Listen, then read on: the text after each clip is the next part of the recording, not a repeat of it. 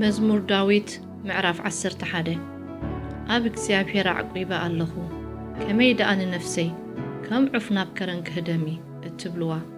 ንቕኑዓት ልቢ ብጸልማት ምእንቲ ክውርውረሎም እንሆ ረሲኣን ቀስቶም ይግትሩ ንፍላጾም ኣብ ምንትግ የዝግብዎ መሰረታት እንድሕር ፈሪሱ ደኣ እቲ ጻድቕ እንታይ ክገብር ይከኣሎ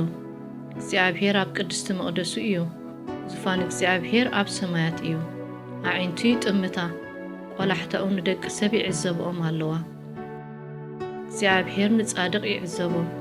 ንረሲኣን ንፈታው ግፍዕን ግን ነፍሱ ትጸልኦም እግዚአብሔር ጻድቕ ንጽድቂ ዘፍቅር እዩ ቅንዓት እውን ገጹ ክርእይዎ እዮም እሞ ኣብ ልዕሊ ረሲኣን ወጽመድ ከዝንብ ዕድሎት ዝህቦኦም ከዓ ሓውን ድንን ግሁር ንፋስን ክኸውን እዩ